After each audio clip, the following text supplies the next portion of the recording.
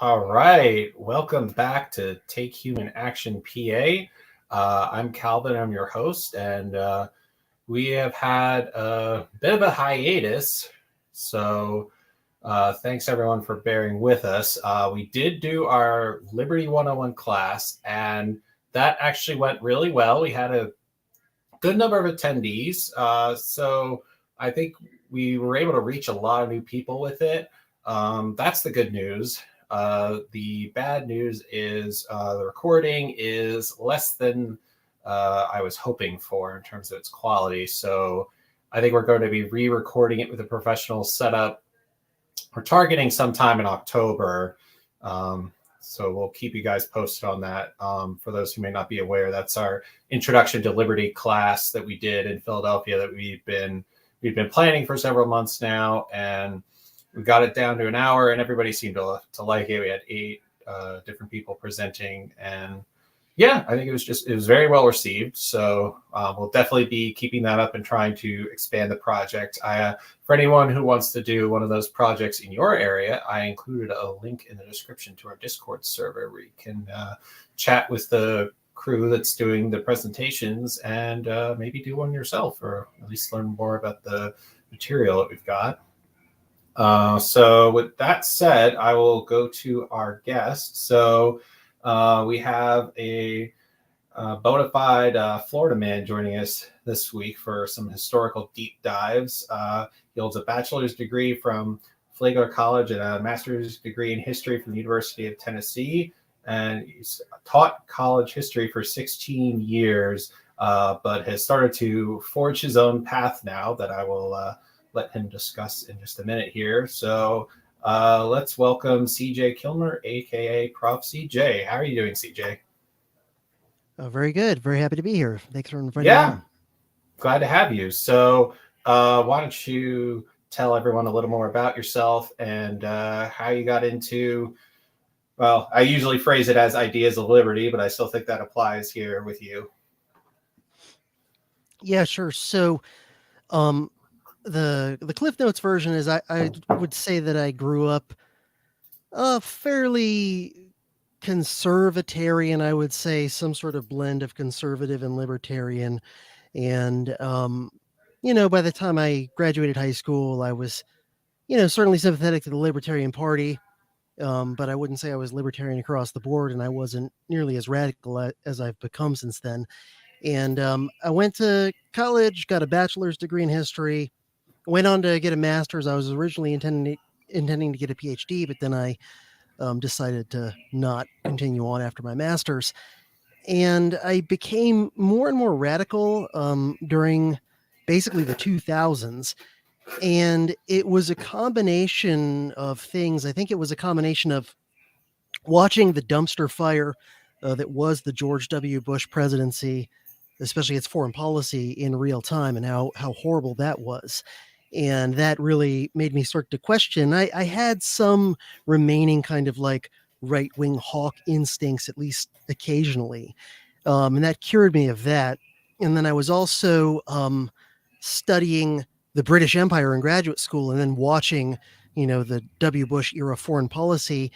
And I couldn't help but eventually make the connection that to me now seems obvious, but most people, at least in America, don't see it, which is that the United States is an empire. And, I was studying things the British Empire had done 100 years ago, 200 years ago, and then watching the news and going, oh, okay, so now it's just Team America basically doing the same thing. And then the first Ron Paul presidential campaign in sort of 2007, 2008, that kind of crystallized things for me in a lot of ways, where sort of put a lot of things together. And then also through Ron Paul, I discovered a lot of other kind of radical revisionists. I got better acquainted with things like Austrian economics, but then I also discovered libertarian revisionist historians like Murray Rothbard, Ralph Raico, later generation Tom Woods, who was just starting to get really famous around then. And it really encouraged me to kind of take a second look at American history and world history too, but especially American history with kind of new eyes on. And it looked very different. It was very much like a historical red pilling kind of a thing when I put it all together and realized that that the problem is much deeper than the sort of like moderate, more, I don't know, Milton Friedman, Gary Johnson kind of libertarian, where it's like, well, let's roll back some of the excesses of the police state, and maybe reduce taxes a bit and have some school vouchers, and that'll solve everything. And got me much more down a hardcore anti-war, pro-civil liberties, anti-police state, anti-surveillance state, all that sort of stuff. And so it couldn't help but influence how I was teaching classes, and I was never trying to blatantly bludgeon my students into agreeing with me on everything. But, I was learning all kinds of things that most people don't know about American history, and I couldn't help but share a lot of it with them. But, I was teaching at a community college and mostly teaching the same handful of intro sorts of survey classes over and over again. And so I could only work as much as I could, because of the constraints of time and everything like that. You got to cover a couple hundred years in a semester. You can't drill into too much detail on too many things before you run out of time. And so eventually I had started listening to podcasts probably around 2008, and I was a big fan of the medium. But it wasn't until 2014 that I finally, after probably thinking about it for at least a year or two, I finally said, I'm going to do one of those podcasts. Once I sort of realized, how low the bar was, the barriers to entry are almost non-existent. There was a little bit more of them back then. I think it was a little bit more things that you can just sort of like plug and play today. Back then, you had to kind of do a little more kind of DIY, putting stuff together to like set up the feed and everything. But anyway, 2014, I started the Dangerous History podcast as initially just sort of like an experiment and a hobby, and eventually I started to develop an audience, and eventually I was able to make a little bit of money from it. And then a little over a year ago, I was able to walk away from the teaching job and pursue this thing full time. So that's I've been doing the Dangerous History podcast for 9 years, and I've done more U.S. history than anything else, but I've occasionally done totally different things. I've done a few things on ancient history and medieval history topics and things like that. And it's basically, covering history with a lot of detail of research, but coming at it from a perspective that is extremely rare in academic history, almost non-existent, which is from a perspective that's always skeptical of authority, no matter who the authority is, no matter what, label they have, what title they have, what party they're supposedly a part of, left, right, whatever. My default setting is I'm super skeptical about authority, really cynical towards it even. And, I really do believe that most of the people that like to rule over other human beings are basically psychopaths. I've come to that conclusion.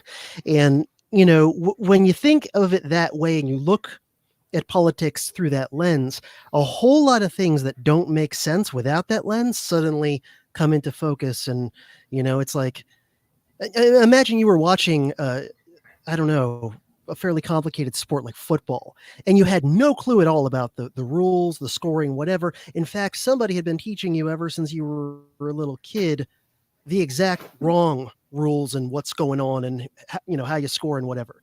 And all these years you've been watching football under those false pretenses, going, what the hell am I looking at? This doesn't make any sense. And then finally one day someone kind of like gives you like, oh, here's the actual rules of football, and how it works and how you score and all these sorts of things. And you go, oh, now I can go and look back at all those old games that I was baffled by. And yeah, it all makes sense now.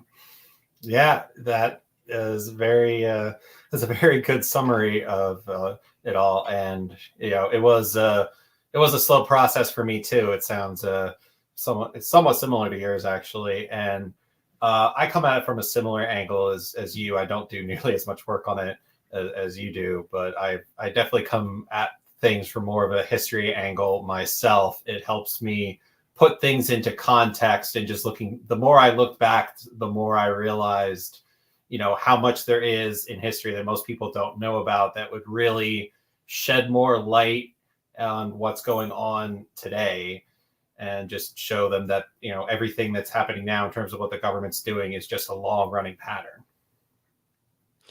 Yeah. And lots of phenomena that, people who haven't done hardly any or no real research into history know about. Like, if you think cronyism and crony capitalism and political entrepreneurship are like brand new things that just started happening in like 2008 or something, it's like, no, these things are as old as human beings and as old as anything resembling governments. And yeah, they're on a whole nother level today as far as the scale that they can operate at, and all the different tools they have that they didn't have in previous eras. But the basic Mhm. phenomenon is the same. And leaders lying people into wars, Mhm. one of the oldest things there is in human history. Oh And so yeah. yeah, I mean, just knowing that, or another one that I'm sure you've heard more recently is right wingers who are still fairly blue pilled, who have only had Mm. maybe like a tiny microdose of a red pill. They'll say things like, can you believe that the Justice Department and the FBI are now politicized, and all this sort of things? Like, you think this just happened? I guess you've never heard of J. Edgar Hoover, right? Yeah, this Um, this is the face I make when I hear that. yeah, Okay. Yeah, I don't even know yeah. where to get started when I hear that. Okay. So that brings me into what I wanted to discuss today. So, as I've mentioned on this show before, I do a lot of the social media for Libertarian Party of Pennsylvania. And when I entered the content creation arena for the party, I wanted to do something that would set us apart from other accounts, because everybody seems to be coming up with tweets on the latest current events, and we do that to an extent, but I didn't want to compete in that market because it's hard to get any attention unless it's the best of the best. So I wanted to take a new angle on it. So that's what made me think that looking at history instead of trying to keep up with the latest current events might actually be a better way to illustrate some of the same principles that we're trying to get across. So that's what led to the Today in History series that we've been doing since April or so. And we've probably averaged about one every 3 days or so. So there's a lot of them by now. And we're actually not too far off from doing a year. So by the time we get to a year, I'll have to come up with a way to like do maybe more deep dives or something. But for now, we've got a lot of content out there, and I wanted to go through some of them, particularly related to Woodrow Wilson, because I know you've done a lot of work on Wilson. But do you want to give some background on your series of Woodrow Wilson before we get started? Sure, yeah. So, for quite a while now, I've been someone who points at Woodrow Wilson as the worst president in U.S. history, at least up till now. And even our current illustrious commander in chief, as horrific as he is, really, we should say as horrific as the people actually running things, in his name are. Um, it would take them doing something catastrophic, like actually starting full-blown World War III, I think, for them to jump above Woodrow Wilson, because the reality is that almost none of the negative things that they're doing currently um, would have been possible without the groundwork laid and the trails blazed by Wilson. So um, he's been my pick for worst president in U.S. history for quite a while, and it's not just the damage that he did to the U.S., though he did a lot of it, but it's also the damage that he and his administration did to the entire world. And a lot of well-read libertarians know the basics of the story. They know, for example, that both the Federal Reserve and the income tax came in under Wilson's watch, actually during his first year as president. And they, a lot of them will also know that, Woodrow Wilson got the U.S. into World War I after, swearing up, down, and sideways he was not going to, and getting reelected on a peace platform. Within a matter of months, the U.S. was in the war, and and he hadn't really been neutral the whole time anyway. Of course, that was BS. The U.S. was in many, many ways clearly backing the British, French, Russian side of the war the entire time. Um, but he, by getting the U.S. into World War I, he drastically altered. That war was probably going to end, I believe, as a draw or something in the ballpark of a draw. Like, maybe Germany would have won a slight victory, but by 1917, the year that Woodrow Wilson asked for and got a declaration of war to bring the U.S. in, all the major contenders in World War I who had been in the war the entire time up to that point, they were all like about to keel over from exhaustion. And ironically, you'll occasionally hear kind of neocon types who some of whom still actually defend the U.S. getting involved in World War One, believe it or not. And they'll say things like, "Oh, the U.S. had to get into that war because we had to stop it. We had to. It would have just kept going if we hadn't jumped in." The reality is, the war would have almost certainly ended sooner than it did without American intervention, because what prevented the British and French from being willing to even start negotiating in 1917 was their belief, justified as it turned out, that Team America was going to be jumping in any day now to come save their ass and give them a big victory. And so that's why they held on. So anyway, the leverage that the U.S. gave to the Allied side in World War One is what allowed the leaders, particularly of Britain and France, to inflict such a punitive one-sided peace treaty on Germany that was totally unfair and lopsided. And Wilson, his initial instincts on that were actually, I think, right. His initial instincts were, no, we don't want to have a lopsided, unfair treaty, because that would just, set things up for Germany looking for revenge in a few years.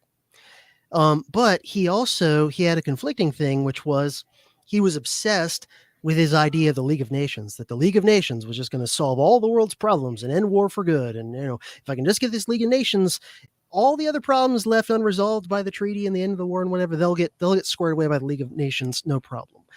And so the British and French leaders, who were much more like savvy realpolitik sort of guys than Wilson was. Wilson was this, idealistic former Princeton University professor and president. He actually believed his own rhetoric, and all they had to do when he, the British and French were like, all right, we're going to take Germany to the cleaners, right? And Wilson was like, no, I don't think that's a good idea. The leaders of Britain and France were just like, okay, well, then we're not going along with your League of Nations idea. How about that? And Wilson was just so obsessed with the League of Nations that he was ultimately willing to say, all right, fine, I'll let you screw Germany over. And his belief was, but the League of Nations will probably fix all the problems there pretty quick anyway, Well, turns out that's not how it happened. Germany got, royally screwed over. And if you were trying to create an environment in Germany in the 20s and 30s where a fringe party like the Nazis could become the biggest party in German politics, you couldn't have done much better than the effects of, the Treaty of Versailles. And also, most Americans have no idea about this at all. I've mentioned it a few times on my show at different places, but most Americans have no idea that throughout the entire length of World War One, and even actually continuing for months afterward, the British Navy had, even by the standards of then, an illegal under international law total blockade against Germany that even kept out like food and medicine and stuff. And German civilians, and this is World War One, by the way, they're not Nazis yet, so you can't even use that as like your excuse of why it's okay to starve women and children. They were a typical kind of European imperial, government during World War One. Anything you could say negative about Germany, you could say about one or more of their opponents. Oh, they're an aggressive empire. Well, actually, the British and the French both had way bigger empires than the Germans did. Oh, they're militaristic. Well, actually, the British spent huge amounts on their navy, way more than Germany did, and Russia and France were both like going crazy with building up their armies. So okay, pot and kettle, and. I mean, anything you could say negative about, and not to say that the Kaiser's Germany is a great place or whatever, but, anything you want to levy against them, you can levy equally against their enemies. But anyway, this, getting the U.S. into World War One, it also then created the excuse for much bigger power grabs at home, for, at that time, unprecedented government takeover of the economy, for unprecedented violations of civil liberties, the Sedition Act, the Espionage Act, things like that. And, huge amounts of government propaganda being pumped out both directly and indirectly through third parties. All of these negative things, you could make, I think, a virtually ironclad case that the way World War One ends makes World War II virtually inevitable. Also, the way that Wilson handled the Russian question in the latter years of the war, I I certainly don't think he intended this, but had the effect of enabling the Bolsheviks to take over. Because when the Tsar was overthrown, initially you had something called the Provisional Government in Russia, which was a fairly moderate, kind of like small L liberal, more or less sort of a government, not communist or anything like that. Maybe center left at most, if that. And everybody in Russia, except for the elites, some of them anyway, wanted the war to stop. And they were willing, like, if we have to give some land over to Germany, whatever, just make it stop, because Russia had suffered such ridiculous casualties in World War One. They would do even more in World War Two. And the Allied powers, including Wilson, intervened basically to try and coerce the provisional government into staying in the war through bribery and threats and all sorts of things. And so what happened was this provisional government, which was a relatively moderate kind of government, they got rolled into saying, yeah, we're going to keep the war going, because that's what Britain and the US and France and everybody wants. And that's what made them unpopular. And, the Bolsheviks won not on like masses of the Russian people reading the works of Karl Marx and Vladimir Lenin and being persuaded that communism was a wonderful system. The Bolsheviks were able to eventually win. I mean, partly because they were better organized and more disciplined and ruthless than their opponents, but also because they eventually did get a lot of the masses on their side, and they did it with a very simple slogan: peace and land, right? And to poor Russian peasants who, were getting screwed over already by even the Tsar's government in terms of, getting the fruits of their own labor. And then also these were the people that were suffering and dying by the millions on the Eastern Front of World War One.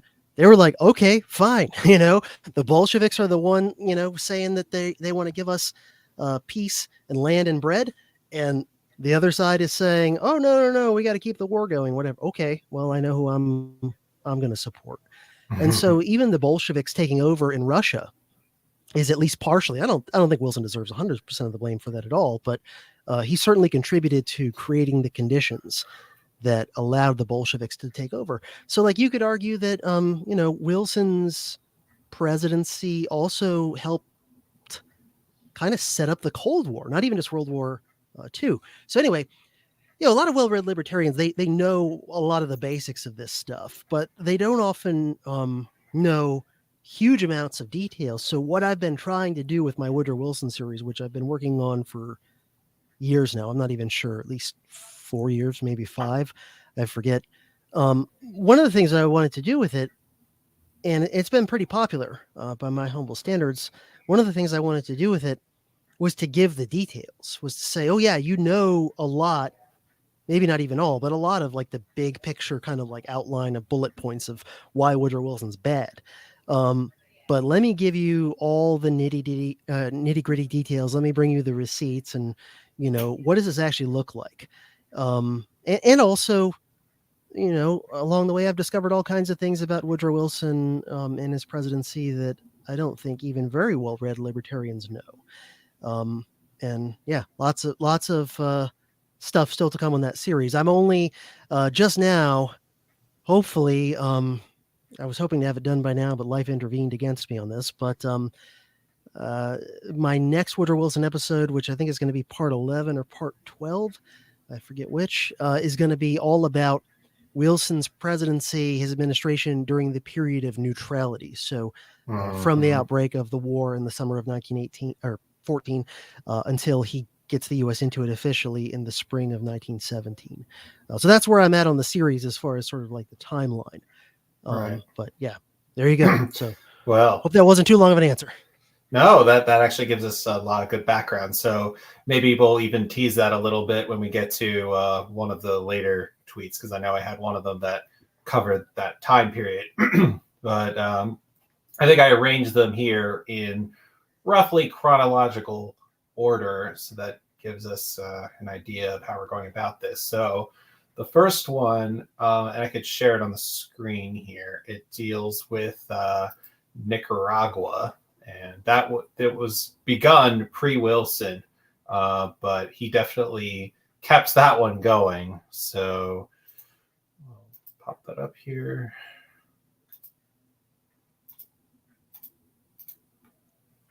Okay, so this was on May 27th, 1910. Smedley Butler landed in Nicaragua with 250 Marines. And I did not even know this before doing some research on this, but it sounds like they were considering at one point the construction of a Nicaraguan canal. And yeah, there even looks like they're even considering doing it again now, which would have been direct competition to the American-controlled Panama Canal. So naturally, they couldn't let that happen. So that was just one of the many Latin American interventions during the period of the Banana Wars, which Wilson had a heavy hand in. So I know you've done some reading on this. So what are your thoughts? Yeah, so one of the things I've actually been working on sort of in parallel, and I've been kind of jumping back and forth, maybe to my own detriment in terms of getting things done. But while I've been working on the next regular Wilson episode about World War One, I've also been working on an episode upcoming for my supporters on Patreon and stuff about Wilson's Banana Wars. So this is a part of Wilson's presidency that often gets overlooked, just because, you know, the first term, usually the way it's told, even like in like a fairly well researched biography of Wilson, typically his first term as president, the first year or so is focused on all the domestic policies, because he did the same thing as president he did as governor of New Jersey previously, which was he passed a whole bunch of stuff right out of the gate, and then kind of like things lulled a bit after that. So, you know, all the big domestic stuff mostly was passed during his first year as president, you know, the Fed and everything.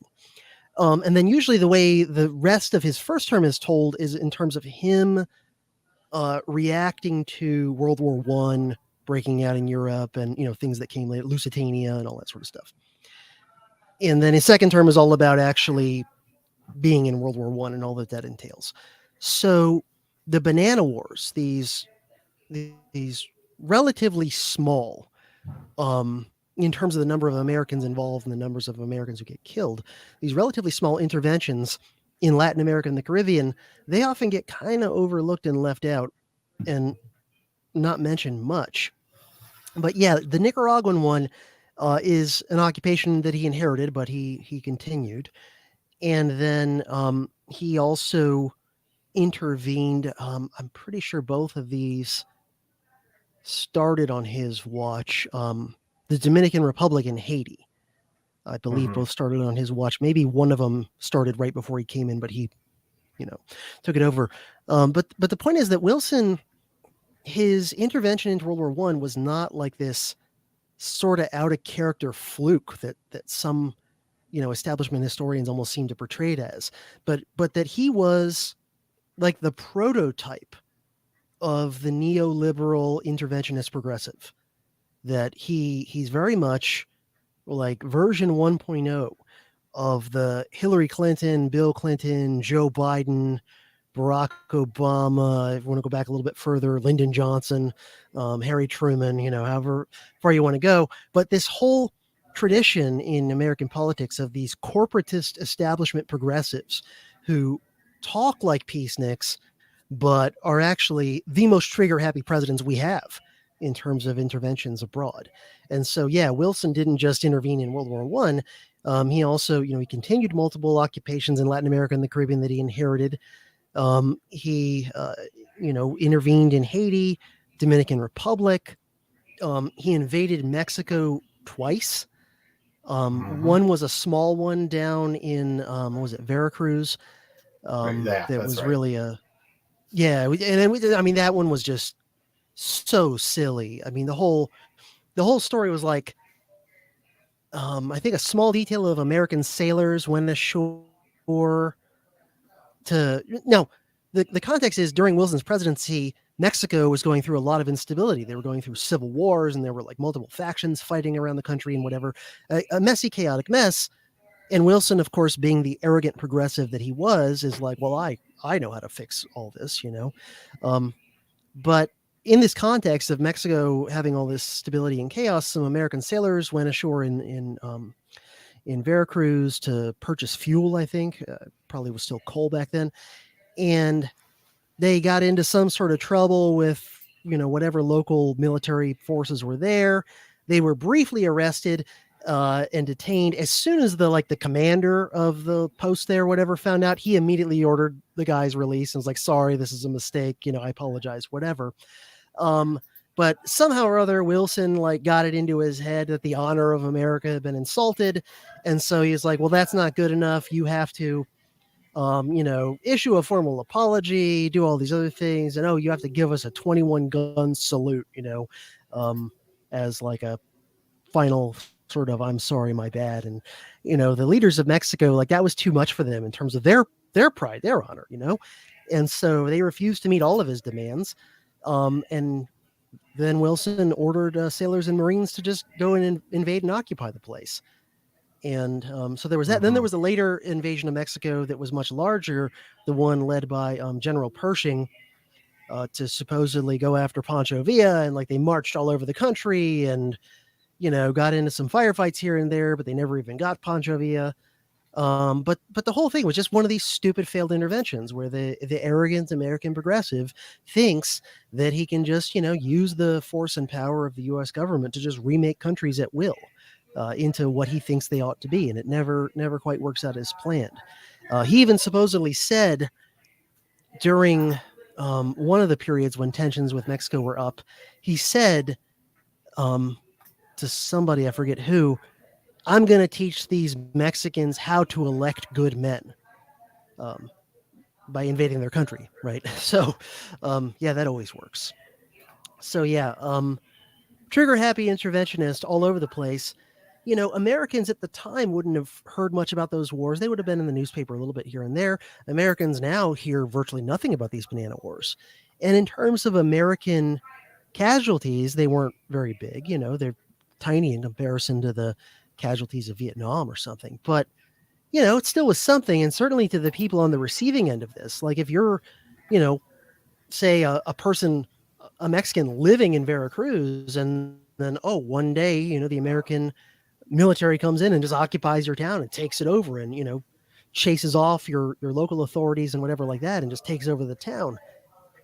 What's that going to do for your opinion of the United States, right? Are you going to, continue to see them as this right. beacon of freedom and liberty? Or is it oh no, those are the, the gringo jackboots from up north who occasionally just come in and take over whenever they feel like it? And, same thing with Haiti. And the occupation in Haiti, I think, lasted until the 1930s. And, just a mess. And it's not to say that, these places didn't have severe problems. They clearly did, especially, places like Haiti, just horrible, violence and off and on instability and civil war and whatever like that. Yeah. And, you can find specific instances of the American occupiers doing some helpful things, like in places where there's just ridiculous amounts of random violence and banditry. They might establish law and order, where people can go to work and go to the market or whatever. And that's all well and good. But that doesn't solve the long-term problem of these people, they're sooner or later, even if you're doing some beneficial things for them, they're going to see you as an outside invader and an occupier that they don't want. And they're going to want you out. And, you sitting there and ruling them in an authoritarian fashion, even if some of it's kind of benevolent in a way, that's not teaching them anything. So when you leave, whatever sock puppet regime you leave in charge on your way out, a lot of the locals are going to see that as illegitimate. They're going to see it for what it is, as your sock puppet. And so, very often in these sorts of wars, it's like a miniature version of, when Team America finally left Afghanistan. And the American sock puppet Afghan government just felt like a house of cards because it had no real legitimacy amongst the vast majority of the population. It was seen as a puppet of outside imperialists. So yeah, Woodrow Wilson, the original neoliberal interventionist. Yeah, exactly. And while we're on the subject, I want to highlight one more of the banana wars in particular that you just mentioned. So this one is Haiti. So I'll just point out a couple quick things that stood out about this one. So this one started in 1915 under Woodrow Wilson's watch. And then if you scroll a little bit further down, we'll see that the primary driver of this particular intervention was to enforce loan payments that were owed to National City Bank of New York, which is now Citibank. So it still exists. They basically went in to enforce loan payments to Citibank, and 40% of Haiti's national income was diverted to repay these banks. And they stayed there and making all the decisions for their government until it was paid off. And this happened while the Versailles peace negotiations were going on, and Wilson was preaching self-determination for everyone in Europe, just no one anywhere else. Yeah. And that's a great point that you brought up, that there were always, Wilson always kind of believed his own rhetoric, I think. So he believed his own humanitarian rhetoric on why he was doing these things. But of course, astute observers, even back then, were pointing out, like, there's always a corporate interest, or sometimes more than one. So it's like, yeah, okay, we're intervening in this country in the name of, trying to give them democracy or whatever. But oh yeah, Citibank just happens to, be owed $1 zillion by their government. Or it might be, United States Sugar owns 200,000 acres of the best sugar land in Dominican Republic. And by God, they don't want that to potentially get, taken over by rebels or whatever. There's always these ulterior motives. Or an American oil company has a facility in this country, and oh gee whiz, totally coincidentally, we're going to intervene in their affairs. And yeah, you mentioned Smedley Butler earlier. He was personally involved in many of these over the course of his career. And there's that famous quote. It's not from War is a Racket. It's from another article he wrote around the same time, where he talks about, in his words, being a gangster for capitalism, right? For this sort of cronyist, corporatist version anyway. And he named some of the specific interests. And then he's like, yeah, I went into this country for Citibank, and I went into this country for Brown Brothers and Harriman, and I went into this country to make sure that the United Fruit Company didn't lose any of its valuable fruit land, that there's always these corporate angles too. It's never a coincidence, right? Because anytime they're like, oh, we got to go into this country because, there's a civil war and we got to make sure the most democratic side wins or whatever. It's never, there's always plenty of countries that you could say that about, but if there's no major corporate interest, probably no intervention is going to happen. There could be like genocides going up, down, and sideways, and if there's no big like resource, or they don't owe your bank a bunch of money or whatever like that, like probably interventionism is not going to happen there. Yeah, so if Afghanistan had no oil, then we probably wouldn't have been in Afghanistan. Or well, exactly. Right. Okay, so we'll go to the next one. Then this is a big one that you touched on a minute ago, the sinking of the Lusitania. So the subject has never escaped public attention, and people might not be familiar with the American role in this, at least after the fact, but there's a lot more going on here than it would seem at first. Just the British government constantly changing the story, and then finally having to issue a warning. Oh, there might actually be like dangerous explosives in here if you go diving, watch out. Tacit admission on their part. And then Woodrow Wilson on his part, essentially giving all the grace in the world to the British, and holding the Germans responsible despite the warnings that they sent out. Well, there's just a lot to talk about with the Lusitania, but what stands out to you? Yeah, I mean, there's so many layers to it. There are at least a couple that I know of, entire books just about Lusitania. But yeah, the idea that this was just like a totally innocent pleasure cruise ship, and the Germans were like, aha, look at that, a pleasure cruise ship, and look, there's even Americans on board. Some of the passengers are Americans. Oh man, let's go kill them because we're evil. It's just this childish cartoon. It's the same thing as the people that act like, Vladimir Putin just randomly woke up in February of 2022 and invaded Ukraine just because he's evil. And also wants to take over the world, and Ukraine's kicking his ass, and he's about to take over the world if we don't give them another $20 billion tomorrow. All these sorts of things, right? In the propaganda, and it's the same back then, where they often have to keep changing their story, moving the goalposts, whatever, and they never admit that they were lying, even though they clearly were. So the Lusitania, first off, I'll give you even a little bit more backstory.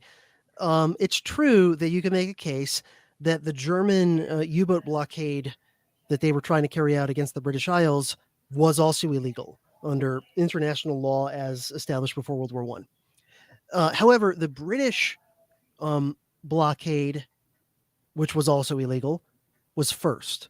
The British slapped their blockade on Germany, or at least started to do it, pretty much immediately after they entered the war in the summer of 1914. And their blockade violated international law on a number of counts. The Germans didn't retaliate until, it might have even been a year later or a bunch of months. I forget the exact timeline. But basically it was like, yeah, the Germans did an illegal U-boat blockade only after the British had been illegally blockading them for like months. And, German civilians were already starting to die of malnourishment and lack of medicine, things like this. And the Lusitania was not the innocent cruise ship that it was portrayed to be. I mean, unfortunately, I'm sure the vast majority of its passengers thought it was. But it was a ship that had ties to the British government. The British ran their empire in a very corporatist sort of way, with this sort of public-private partnerships and things like this, very similar to kind of Team America copied a lot of their approach in that way.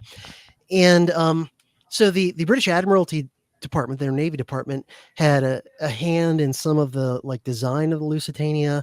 If I remember, they might have even helped to fund its construction. And when it set off on its final journey, it was stuffed.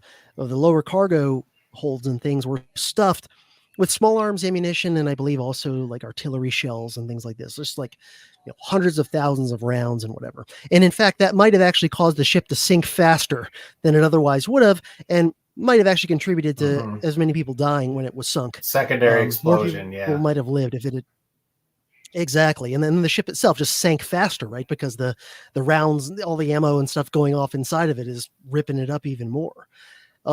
So anyway, the Germans knew this. They had decent enough intelligence to know that that's what the Lusitania was being used for. And so essentially you could argue that the British government was using all the passengers of the Lusitania as unwitting human shields, right? And the German government, they contacted the State Department. William Jennings Bryan was still Secretary of State at the time. And William Jennings Bryan was sort of like the one guy in the Wilson administration who wasn't in on the secret handshake stuff when it comes to World War I. He was like the only high-level guy who was actually like, oh yeah, you said we're going to be neutral. Cool. That means we're not taking sides, and we're not going to help either side in any way, and we're not going to hold either side to different rules than the other. And the Wilson administration, everybody else in it was like publicly, oh yeah, we're neutral. But then wink, wink, we all kind of know that the Allied side, especially our friends, the Brits, so when the Germans would do something against international law, it was like, you evil sons of bitches, you better stop that because you're enemies of civilization, you barbarians. That'd be the U.S. response, essentially. And whereas the British would do the same thing or something very similar, and it would be like, hey guys, come on, you Brits, knock that off. You're not supposed to do that. And then the Brits would be like, yeah, well we're going to keep doing it. And the Wilson administration would be like, all right, well, we tried. It's this very half-assed, half-hearted sort of token protest. So Lusitania sets off, and there's all these weird anomalies. And I at least am suspicious that the Lusitania was a deliberate kind of setup on the part of the British government. And there's a number of pieces of evidence that at least suggest that. And, among other things, supposedly, it was the day before the sinking happened or something. Colonel Edward Mandell House, Woodrow Wilson's number one advisor for most of his presidency, was in the UK at the time, and he was the son of a rich British guy that immigrated to Texas. And so he was the kind of guy that when House would visit London, like he'd be having lunch with dukes and the prime minister, and maybe even seeing the king. And he had a meeting with the king, I believe, the day before Lusitania was sunk. And the king of England actually said something like, "Boy, wouldn't it be weird if I don't know, something happened to the Lusitania and caused your country to get into the war finally?" Which might have been coincidence. I don't know, but sure is suspicious, especially when you line it up against everything else. The German government tried to get the Woodrow Wilson administration to warn Americans not to sail in the Lusitania. Like, hey, we know that this is going to be carrying ammunition. It's going to be going through a war zone. Hey, Americans, please don't sail on this boat. We're considering it a target. Wilson refused to relay that information to the American people. The German government, this proves what evil, bloodthirsty SOBs they were. They then bought advertising space in American newspapers to run a warning trying to tell Americans, don't sail on the Lusitania. And I think most of the newspapers, under pressure from the Wilson administration, ended up not running those ads, and only like one or two did. And then when the Lusitania got, right when it was getting to the danger zone, close to the British Isles, they had a British Navy escort up to that point, and it suddenly was ordered to go somewhere else. And then the captain of the Lusitania reduced speed. Lusitania was like one of the fastest passenger ships on Earth at the time. And right as they're nearing the war zone, their naval escort is ordered away, and the ship slows down. I think they even like shut down like one or two of the boilers or something like that. And so it's like, if you were trying to make this thing as much of a sitting duck as you couldn't have done much better, right? So if it all was just a series of incompetent screw-ups and whatever, okay, but when all the screw-ups are all in one direction, it always looks suspicious to me. But anyway, Lusitania goes down, a ton of people die, including 100 and some odd Americans. And Wilson did not ultimately go all the way to war on that. He did, issue some strong statements and threats and things. William Jennings Bryan ultimately resigned, and it's one of those where he was like sort of pressured to resign at that point because he was the odd man out. He was the only one who was still like, hey, I thought we said we were going to be neutral. Like, this doesn't seem very neutral the way we're responding to this. And so anyway, he was out, and then he gets replaced with Robert Lansing, who had been a high-level lawyer in the State Department. I forget where he was. He was like second or third in the chain of command, I think, in the State Department. And he was much more of a war hawk. He was almost sort of like a John Bolton character in a lot of ways. And he also, by the way, is the uncle of the Dulles brothers, who become notorious in the 1950s when John Foster Dulles is Secretary of State and Allen Dulles is CIA director under Eisenhower. Allen Dulles also, by the way, in my opinion, probably had a fair amount of hand in assassinating JFK, not him personally wielding a gun, but was probably one of the main people behind it, and also was involved with the cover-up when he was put on the Warren Commission after the fact. So this is their uncle, Robert Lansing. So there are these families in American history that you can sort of track, like, some of them go way back. Just as a sort of a side note, I've been doing a lot of reading lately. I'm digging back into the JFK assassination because of the 60th anniversary coming up soon. And one of the things I never really thought much about until doing this new research was the connection between the Diem government of South Vietnam. That got overthrown, and Diem got assassinated just a few weeks before Kennedy was assassinated. And basically, it was a U.S. CIA-backed coup against Diem. And they overthrew him, they killed him, and they replaced him with basically a military regime. And Kennedy seems not to have been on board with this, but the CIA was just sort of like running wild. And one of the key figures in bringing about the overthrow of the Diem regime in South Vietnam was Henry Cabot Lodge. And I forget if he's junior or the third or whatever, but basically he is a descendant of the same guy who was like Teddy Roosevelt's buddy, helping to false flag the Maine and get the Spanish-American War going. So it was like, man, of course, a member of the Lodge family, he was JFK's ambassador to South Vietnam when Diem was overthrown and, up until the day Kennedy was killed. And so I'm looking at that going like, knowing what I do about that family, like, of course, if you have Henry Cabot Lodge Jr., the third or whatever the hell he was, as your ambassador to South Vietnam, and you're ordering him, hey, don't overthrow GM and kill him. And he's just like, okay, Mr. President, sure. And then goes off and does the exact opposite of what you just said. Like, yeah, that's the sort of people we're talking about. So anyway, Lusitania, the U.S. didn't officially get into the war until, a little shy of 2 years later. So it did not, as many Americans kind of mistakenly believe, lead directly to U.S. intervention in the war, but it was a massive turning point in ratcheting up tensions between the U.S. and Germany. And by the way, just to prove how evil of SOBs the Germans were, due to the American outcry over Lusitania, they actually put the U-boat campaign largely on suspension. And they kept the U-boat campaign on hold, at least as far as, going after targets like the Lusitania. They kept that all on hold for the next over a year. And it wasn't until the first month or two of 17, that the German government re-unleashed the U-boats again. So, this whole idea that the Germans were like out there riding, just like blowing up pleasure boats for fun. And, all this, by the way, is what British propaganda, which was being pumped heavily into the U.S. media. British propaganda was portraying it that way. It was saying like, oh yeah, the Germans, they're just, deliberately shooting at neutral, peaceful vessels. And, oh yeah, they're coming back and like, strafing survivors and all this sort of stuff, which in most cases was just completely made up.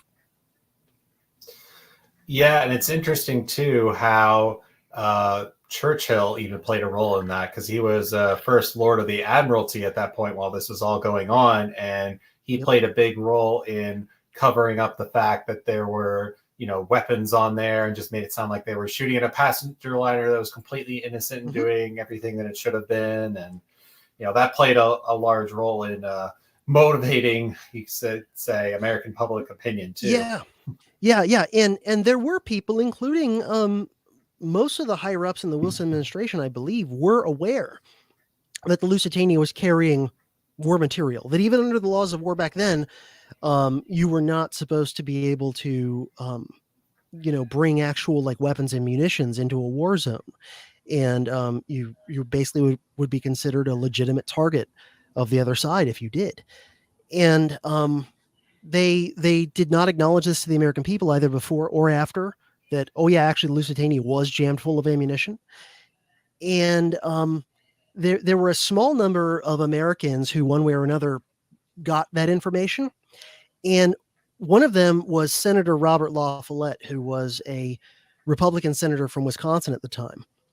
And he was a progressive Republican, actually, but he was like, I don't know, maybe like a Jimmy Dore progressive or something like this, where, he was very anti-war and also very good on civil liberties type stuff. And La Follette somehow had been informed that the Lusitania was not what the British and American press were saying it was. And I think he even mentioned it on the floor of the Senate, and he got like just brutally shouted down by all the war hawks, and everybody started accusing him of being pro-Kaiser. So we now know he was just telling the truth, that it's not about being pro-Kaiser. It's just the truth, the objective truth, later verified by divers, is that the Lusitania was carrying contraband of war. And so it shows you how their trick bag on this hasn't changed at all. They keep running the same plays because they keep working. And so today, when you go, the Nord Stream pipeline sure does look like, even if Seymour Hersh isn't right about every single detail, well, number one, he's got a way better track record of being right and correct and truthful than the U.S. government and media do, the rest of the media. But setting that aside, it's like, look at all the evidence that we have. It does not at all look like the most likely thing is that Putin blew up his own pipeline. Like, none of that makes any sense. None of the cover stories that the U.S. and the West have given about that make any sense. And yet, if you bring it up and say, look, looks pretty clear that, some combination of NATO forces and operatives did that, then, oh, you're pro-Putin. You're just repeating Kremlin talking points. It's like, well, what if some of the Kremlin's talking points are just objectively true? And I'm not picking sides. I'm just trying to figure out and then to speak like what actually happened. And so to look back then and be like, yeah, when La Follette was actually telling the truth about the Lusitania, he was accused of being, virtually a traitor, even though the U.S. wasn't in the war at the time. So there are so many things, and this is why I decided to really dig into World War One related stuff in various ways over the past few years, is because it's the first big war in the age of modern propaganda. And because of that, so many of the techniques of propaganda and censorship and manipulating people that are being used now were first rolled out in kind of primitive form in World War One. And yeah, they've got a lot more tools in terms of way more different communication medias that didn't exist back then. And they've gotten more sophisticated in their methods. But a lot of the basic approaches are the same. Things like if somebody raises any questions, no matter how legitimate and factual, about your narrative, just accuse them of being pro the enemy. That's all you got to do. Just smear it. You don't have to actually engage any of the logic, any of the evidence they're bringing up. Yeah, you're pro Putin. Oh, you're pro Kaiser. Yeah, certainly in that case, there's enough motive questions to raise an eyebrow. And I'll give one quick comparison on the Lusitania to end that off before we go to the last subject.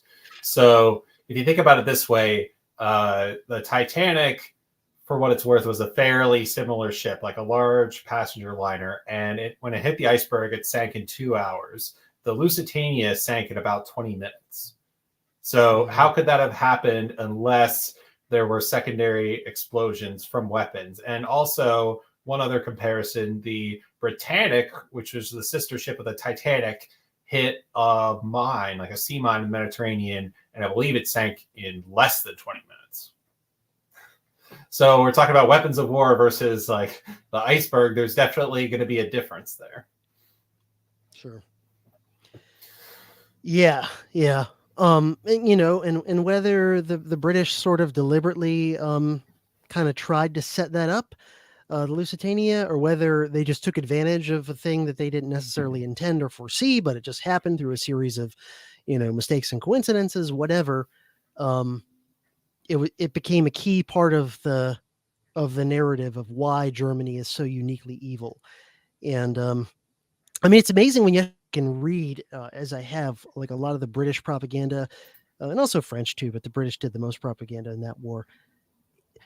They're accusing the Kaiser's regime of crimes, in some cases, that like not even the Nazis actually did in reality. When it comes to just like horrific atrocities and mutilations and horror movie stuff. Some of it is stuff that you'd have to go to like the worst examples of Nazi atrocities to find the things they were accusing Germany of in like 1915, when the Germans were not doing anything remotely, that horrific. It's like, yeah, did the German troops who were occupying Belgium and parts of France, did they, carry out some atrocities and like reprisals against civilians for, against guerrilla fighters? Yeah, they did. And that's horrible, and I'm against it, but like that always happens when an army is occupying a hostile country and a population doesn't want them there. Like that's going to happen. There's going to be, escalating insurgency and counterinsurgency, and bad things are going to happen. But this idea that the Germans in World War One were like these, bloodthirsty cannibal monsters, uniquely evil, running around like werewolves or something, it's just propaganda. Yeah. Very good point. So we'll go to the last subject here. The topic is after we join World War I, after Woodrow Wilson takes us into the war and starts sending American troops over to fight the Kaiser in Europe, we've got Wilson himself signing the Sedition Act, banning disloyalty and anything described as profane, scurrilous, or abusive language towards the U.S. government, the flag, or the armed forces. And the Postmaster General was even granted the power to refuse mail delivery within the criteria set forth in the act. And among the most noteworthy convictions under the law was Eugene Debs, who was actually running for president at the time. So yeah, there's just a lot to say here. Eugene Debs had run for president multiple times, and he ran for president again at the next opportunity. So, that's it's drawing some comparisons to now too with what's happening with Trump. So it's definitely another thing you could say was taken out of Wilson's playbook. But what stands out to you about this? Well, yeah, I mean, there's a lot of different angles to this. So there was the Sedition Act, and then the other one that that was sort of the other centerpiece of the suppression of dissent in terms of the government doing it, because there was also private, kind of bottom up enforcement of, suppressing dissent and everything. Like vigilante groups, sometimes organized, sometimes not, but with the government's sort of tacit approval. But in terms of the government just blatantly suppressing dissent, the two key laws, one was the Sedition Act, one was the Espionage Act, and I always forget, one of them was passed in 1917, one passed in 1918. The Espionage Act is, I believe, the one that's still on the books, and I believe is the one that they talk about charging Snowden with and people like that. Or maybe it's the Sedition Act. I forget. One of them is still on the books, but basically they both in different ways gave the government a huge amount of authority to basically criminalize speech and expression that they didn't like.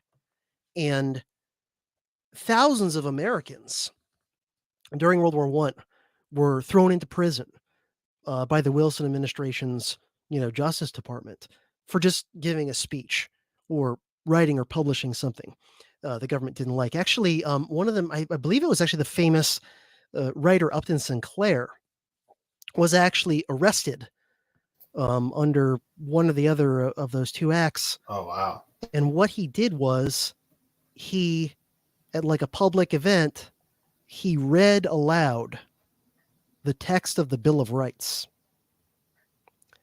And he was arrested for undermining the war effort by reading aloud in a public space the Bill of Rights. Now just think about where you're at in a progressive authoritarian Orwellian dystopia, where you can be essentially charged as a traitor for reading aloud parts of the U.S. Constitution. I mean, this is the sort of bizarre world you get to when you follow these authoritarian ideas in the name of democracy. Yeah. That's crazy. Oh, I was just going to say, let me read the sign that these two women who are presumably protesting the Sedition Act have on it, because it really captures it well. So it says, "Mr. President, remember the Constitution. Congress shall make no law abridging the freedom of speech or of the press. The political prisoners who believed in this guarantee are now serving 20 years in prison."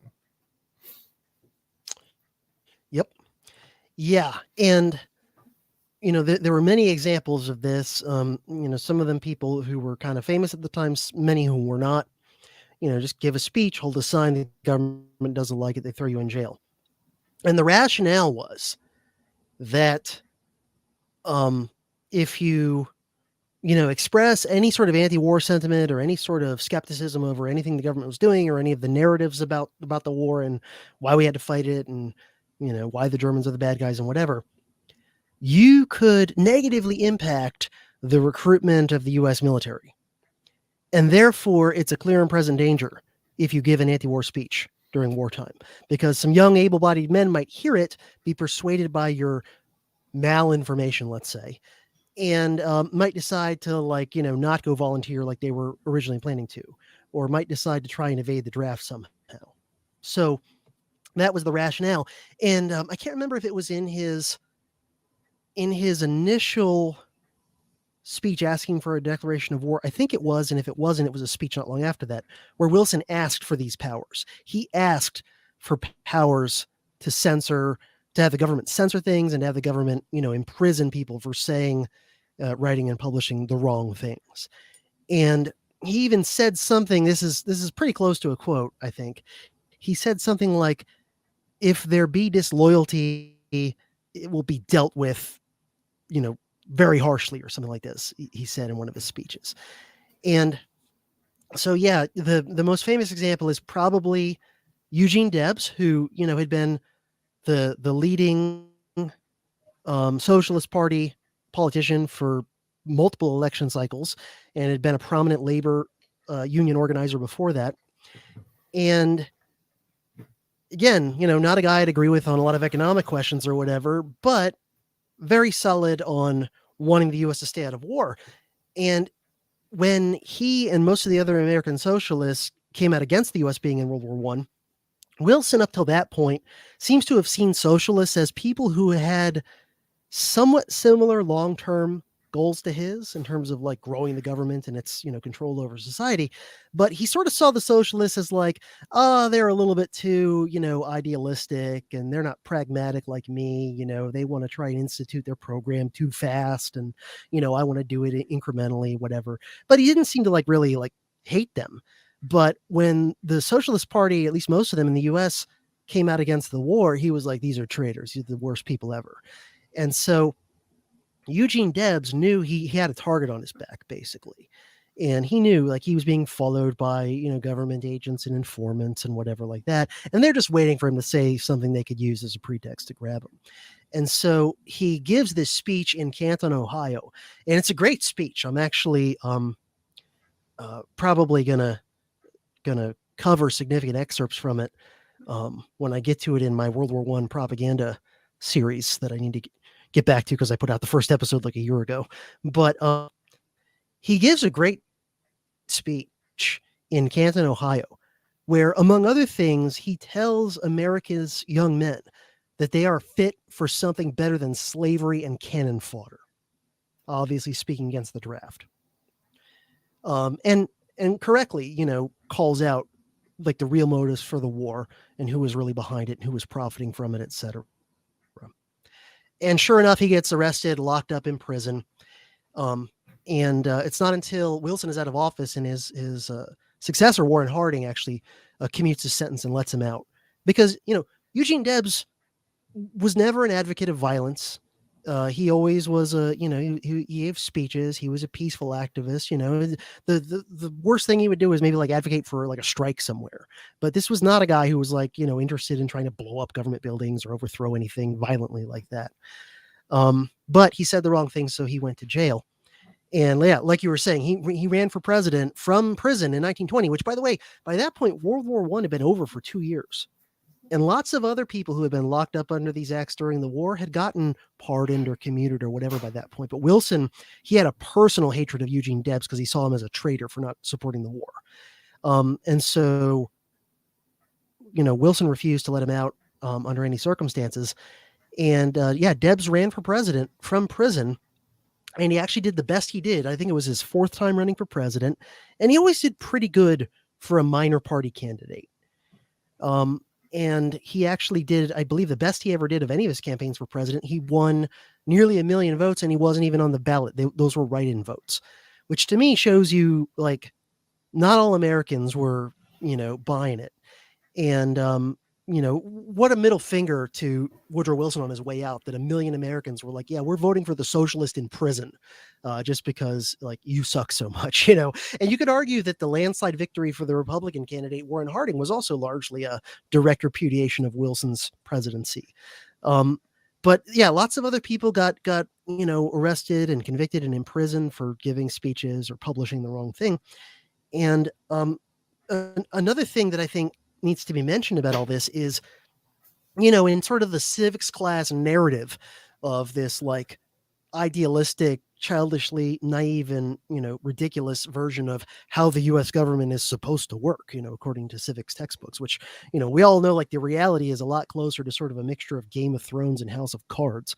But the civics version of everything, the Leave It to Beaver version of things is, well, yeah, every now and then a bad apple might end up in a position of power and try and break the Constitution. Hardly ever happens.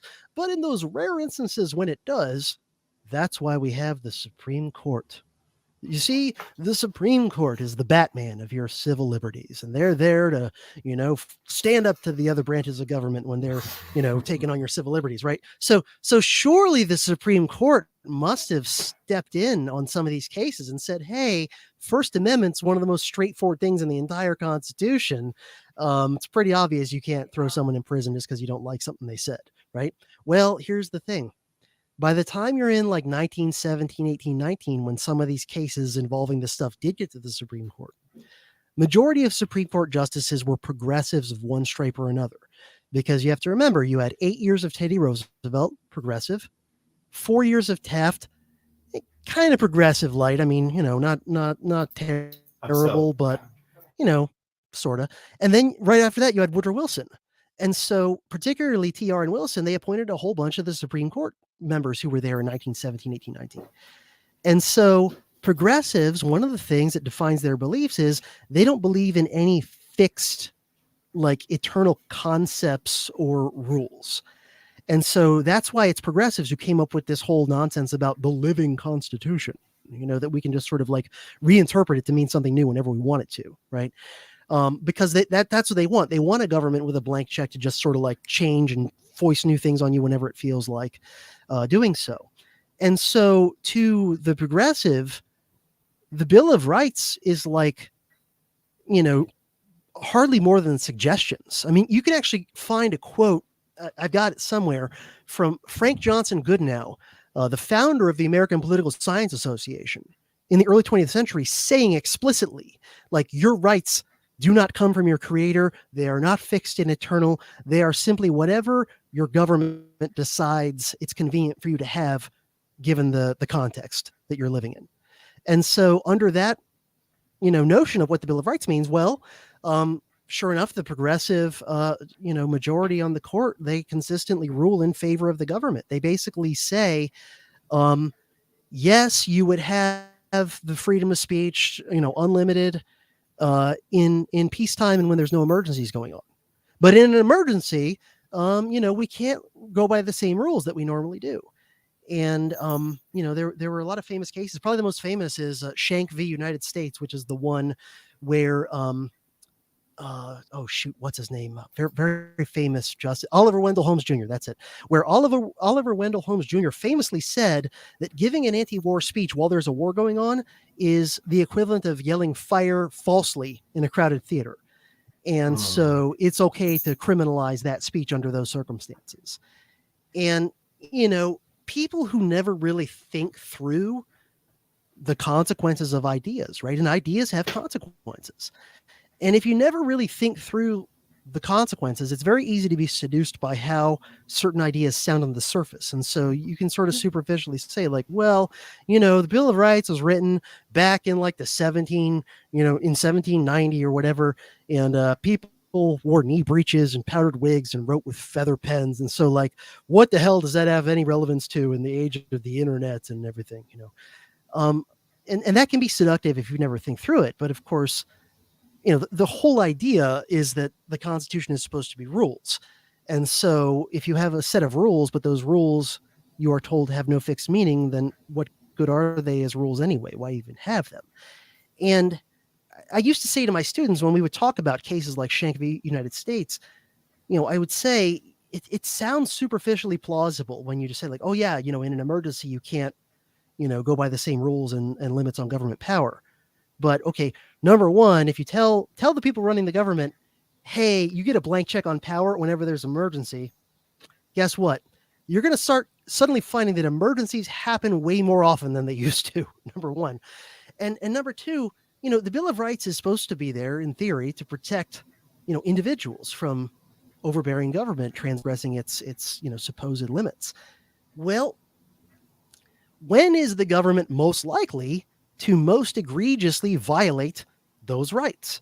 When things are like, peaceful and prosperous and mellow and there's no atmosphere of crisis and hysteria and emergency going on, or when there is, right? Like, everybody knows this. If you just think about it for 2 seconds and you're being honest, like, of course, they can stomp on your rights anytime, potentially.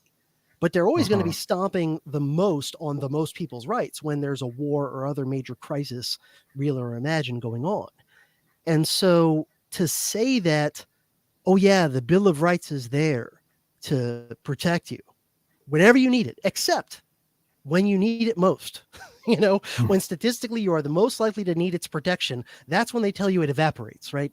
And I would tell my students, I'd say, like, okay, imagine, I'm trying to sell you a car. And I'm like, this car has the greatest safety features in the world. It's got the best engineered seatbelts, best airbag, all these other things. And there's just one thing, though, I have to mention. Anytime the car is about to collide with something, all those things disappear. Airbag's gone, seatbelt's gone, all the other safety just gone. Like, would anybody go like, that sounds like a great car that I definitely can like feel safe in and protected in? Like, of course not. Well, that's what you have when you have a Bill of Rights that the people who have appointed themselves the sole interpreters of it say doesn't apply when you need it most. So yeah, that's another, legacy we can not that he was the first guy to do any, like Lincoln did, certainly some very egregious stuff during the Civil War, etc. But like Wilson was the guy as far as like doing it in the modern sense of a, major foreign war and then using that as the excuse to grab all this other power domestically. Wilson, in many ways is sort of like the founding father of the regime we actually live under rather than the one that we're told we live under. Yeah, that's a really good analogy and a good way to end this off. So I definitely want to point everyone to CJ's podcast, Dangerous History. I have listened to it a lot. It's one of my personal favorites. So yeah, definitely go ahead and plug everything that you've got and how people can support you and listen to the podcast. Sure thing. Yeah. So the main thing is Dangerous History podcast, which is mainly an audio show. Every now and then I do some video. I keep meaning to do video more, and then just kind of keep being slow on that. But anyway, wherever you consume audio podcasts, you can just put in Dangerous History Podcast and it should come right up. And the website is dangeroushistorypodcast.com, all one word, dangeroushistorypodcast.com. And yeah, you can also support me on Patreon and Subscribestar. Got various levels of perks depending on your contribution, bonus episodes, ad-free versions of regular episodes, other stuff, monthly or bi-monthly live streams. I have a monthly book club for people at the higher levels of contribution. That's a lot of fun. So all that's going on. I am on YouTube. Like I said, I keep meaning to do more there, but haven't yet, but intend to. So yeah, you can go follow me on YouTube as well. And doesn't hurt you, even if my YouTube feed remains inactive for a little while. It doesn't hurt you to just subscribe. That way, when I do finally put something else out on my YouTube channel, you'll get it right away. Oh, also one more thing. If you sign up for my email list, over at dangerousbib.com. That's the word dangerous and then BIB, all is one word.com. If you sign up there, you can get my dangerous bibliography of something like 200 books about U.S. history that do not take the establishment view or challenge the establishment view in some important way, as a thank you gift for signing up there. So dangerousbib.com. Yeah, and I have all those links in the show notes and description. So definitely check those out. And you just stick around for a minute after the show ends, CJ, excuse me. Yep. So thank you very much, CJ, for coming on. Oop, I think I cut you out there a little early, but so thanks, CJ, for coming on. And we will be back next week with Irene. She will be talking to us about Liberty 101 class, and we'll be recapping how that went. So until next week, don't forget to take human action. Bye.